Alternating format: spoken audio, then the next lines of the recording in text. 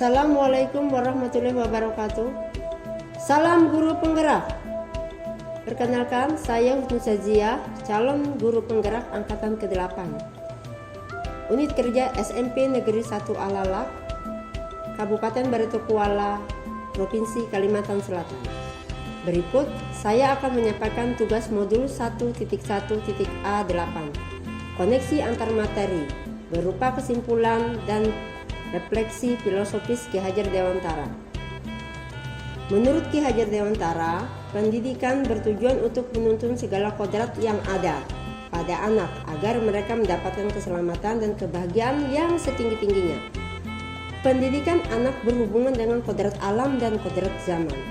Nah, apa yang saya percaya tentang murid dan pembelajaran di kelas sebelum saya mempelajari modul 1.1?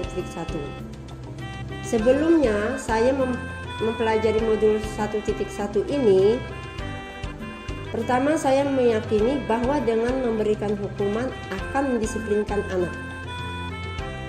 Yang kedua, proses pembelajaran berpusat dari guru.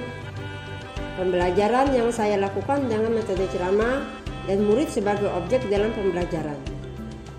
Yang ketiga, nilai kognitif menjadi tolak ukur keberhasilan pembelajaran siswa, di mana proses pembelajaran berdasarkan kriteria ketuntasan murid (KKM). Yang keempat, kurang memahami karakter siswa. Proses belajar siswa saya lakukan dengan monoton, dengan metode ceramah, sehingga pembelajaran yang disenangi siswa tidak teridentifikasi. Yang kelima, kurang mampu menuntun siswa. Dalam proses belajar mengajar, saya melihat secara klasikal sehingga terabaikan kemampuan dasar anak. Anak pun kurang bisa berkembang sesuai kodrat alam dan kodrat zamannya. Bagi saya, jika siswa itu diam, itu adalah tertib dan belajar akan nyaman. Berikutnya, apa yang berubah dari pemikiran atau perilaku saya setelah mempelajari modul ini? Setelah mempelajari modul ini, ada pemikiran untuk merubah pola pembelajaran saya. Setelah mempelajari ini, saya lebih memahami akan karakteristik siswa. Yang saya lakukan adalah 1. Perlunya peraturan yang berdampak positif bagi murid. Yang kedua, proses pembelajaran berpusat pada murid. Dengan demikian, pembelajaran melibatkan murid dengan menggunakan metode yang sesuai dengan kondisi lingkungan dan siswa di dalam kelas. Diharapkan siswa dapat aktif dalam kelas sehingga terciptalah pembelajaran yang menyenangkan. Yang ketiga, melaksanakan pembelajaran secara menyeluruh. Secara menyeluruh ini maksudnya sesuai dengan ranah kognitif, afektif, psikomotorik, spiritual, dan sosial. Yang keempat, memahami potensi siswa atau karakter siswa.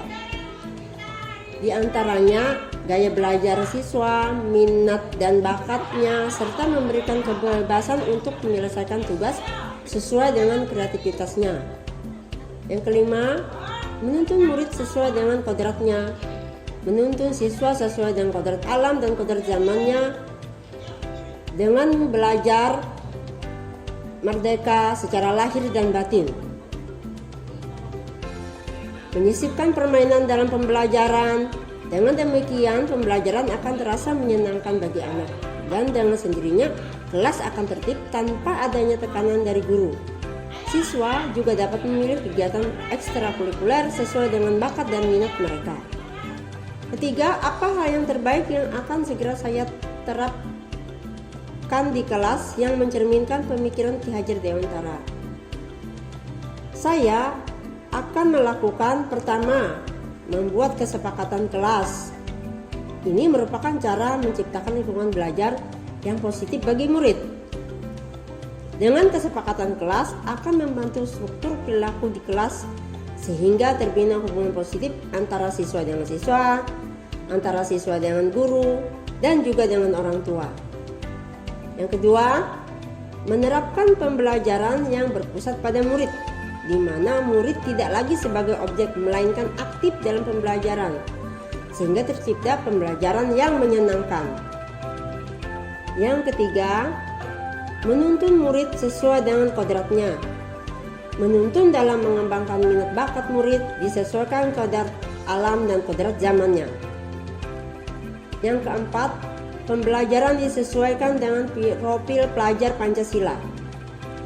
Profil pembelajaran tidak berdasarkan capaian KKM saja atau kognitif saja, melainkan mencakup berbagai aspek, yakni aspek kognitif, afektif, psikomotor, spiritual, dan sosial anak.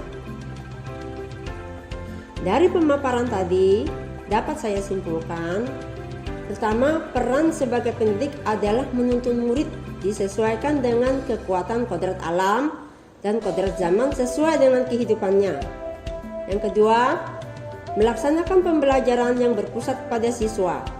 Yang ketiga, memberikan kebebasan kepada murid dalam menyelesaikan tugas-tugasnya sesuai dengan kreativitasnya. Yang keempat, pendidikan sejatinya menghamba pada murid. Demikian pemaparan saya tentang koneksi antar materi pada modul 1.1.A8.